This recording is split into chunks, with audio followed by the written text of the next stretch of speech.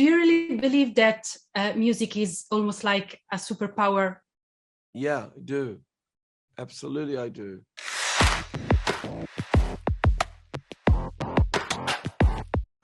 Ecco a voi Elvis Presley. Tagliati i capelli, Fiorellino!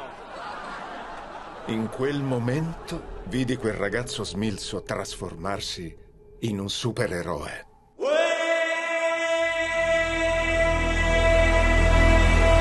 Hi, Hi, nice to meet you. How Nice are to you? meet you. Fine. So, since Strictly Ballroom, your motto has always have been "A life lived in fear is a life half lived." Yes. But it's not easy. It's not easy. How can we fight fear? Well, you know what? It's not like I don't have a magic gift for it. I'm fearful, and I'll wake up every morning on the set, or when I'm working on the script, or when I'm working on the project, or when I think I can't find Elvis, and I'll be fearful. I'll be just full of fear. But I see it as my job to create an environment where fear is held off. I have to fight the fear for everybody else. See, Valentina, it's called, what we do for a living is play. It's like play acting or a screenplay.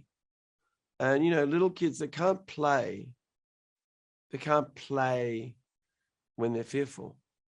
So around 5 a.m, I get up and I don't know, maybe through my dad's commando training, jump in the icy water and crawl on the bottom of a river, to the bank. I just flick a switch that goes, no fear. And I don't say I'm fearless because I'm full of it, but I've got to keep the fear away so that the actors can play. I love the scene in which music is almost like a superpower that enters in Elvis' body. You use comics in this movie. You use them also in the Get Down. Do you really believe that music is almost like a superpower? Yeah, I do. Absolutely, I do. Because I think words can do certain things, actions can do certain things, but music touches and moves us in a way that's almost inexplicable. It's very hard. I don't think you can sort of scientifically explain it. I think Pythagoras realized that music and math lock up and that the body has certain reactions to certain mathematical rhythms. But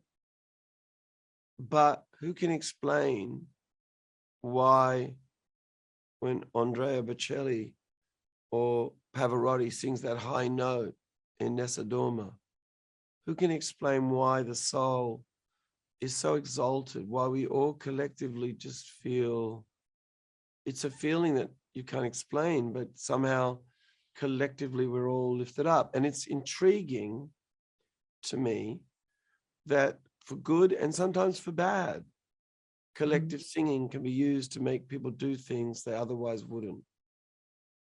I feel that in each one of your movies, the real villain, the true villain it's time. Why are you so obsessed with time? Because it's limited.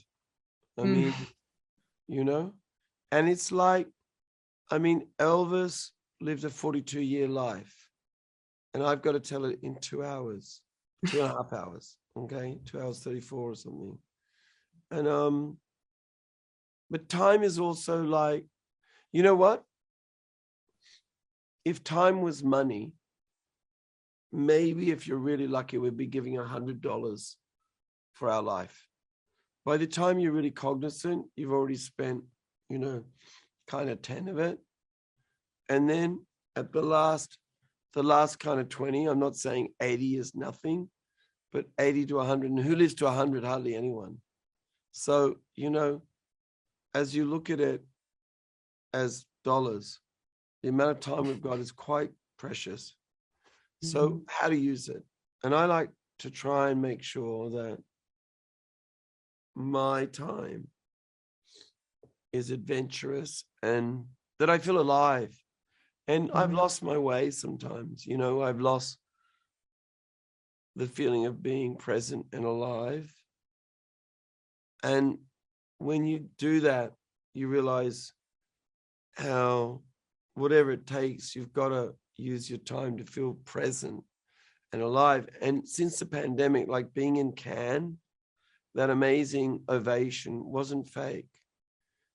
And the crackling, visceral excitement in the streets to watch movies and for people to be together again and live life collectively and feel human, that wasn't fake, you know.